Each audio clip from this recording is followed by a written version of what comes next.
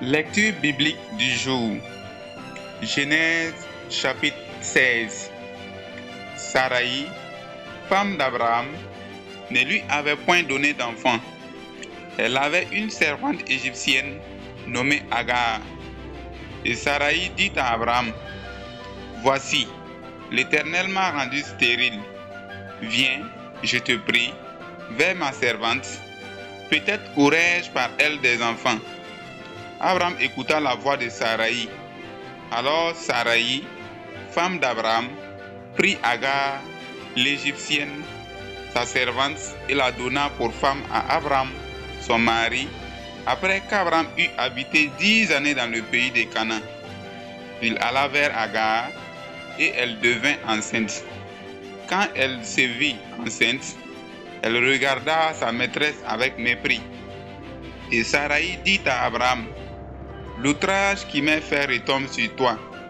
J'ai mis ma servante dans ton sein, et quand elle a vu qu'elle était enceinte, elle m'a regardé avec mépris.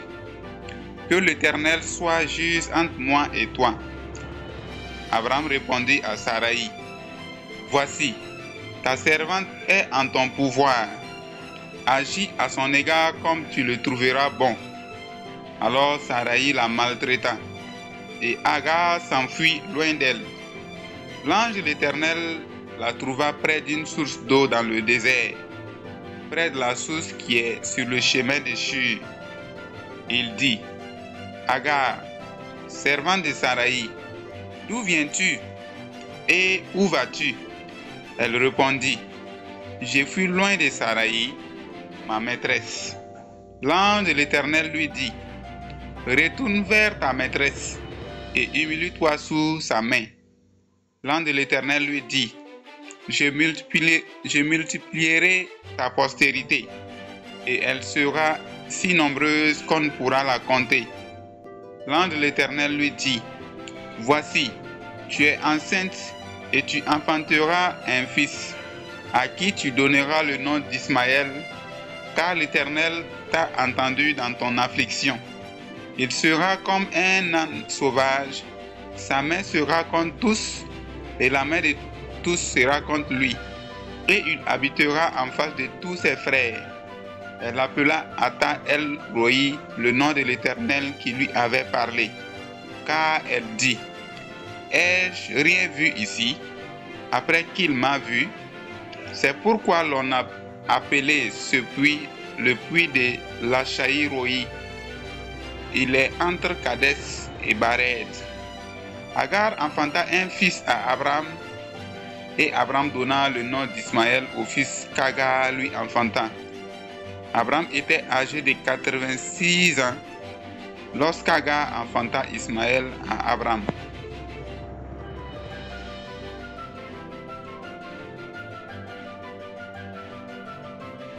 Matthieu chapitre 15.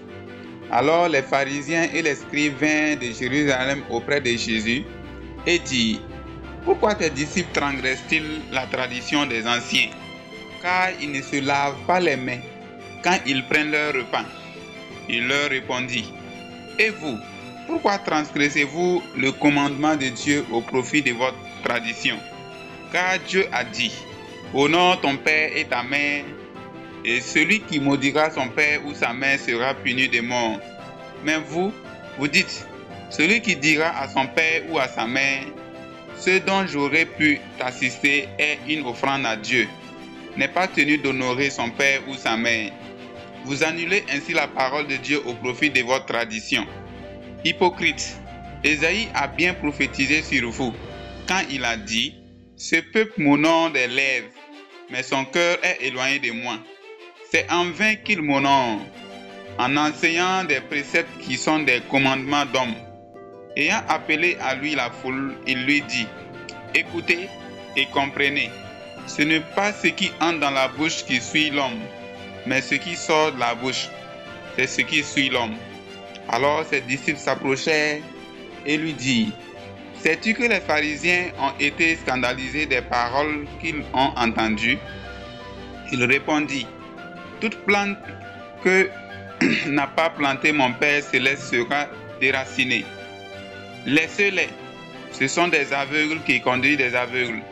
Si un aveugle conduit un aveugle, ils tomberont tous dans une fosse.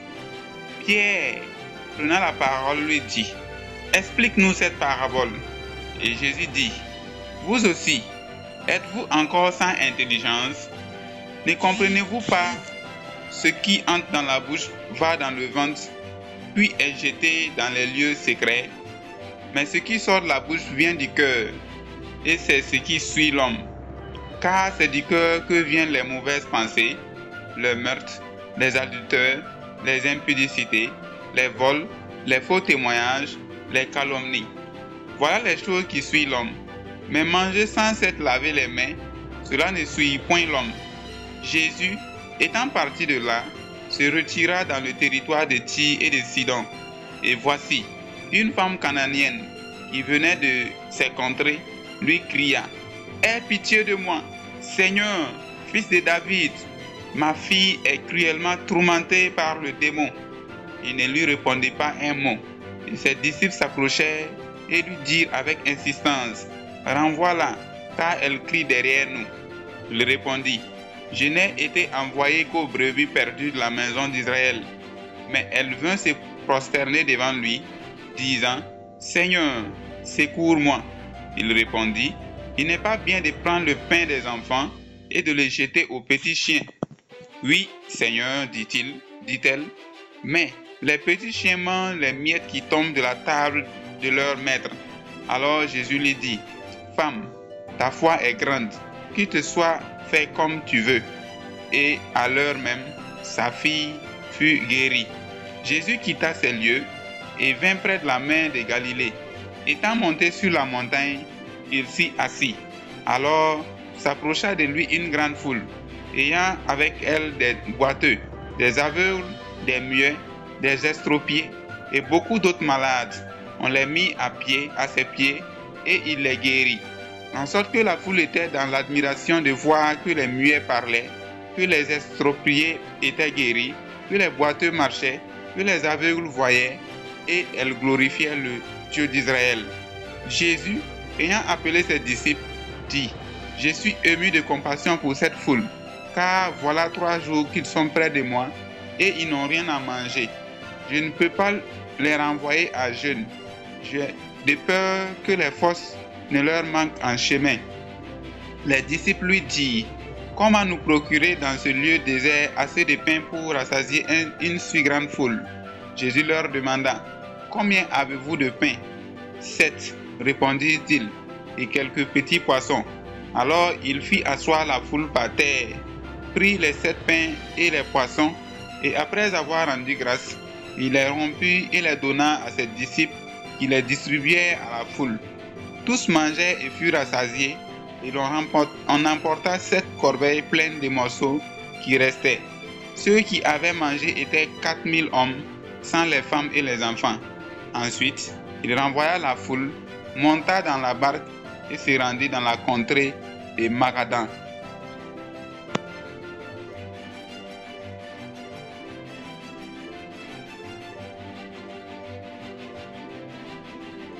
Nous sommes au terme de notre lecture biblique du jour.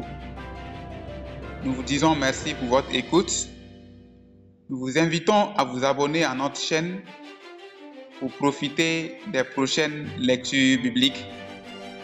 Et rendez-vous est pris demain pour une prochaine lecture.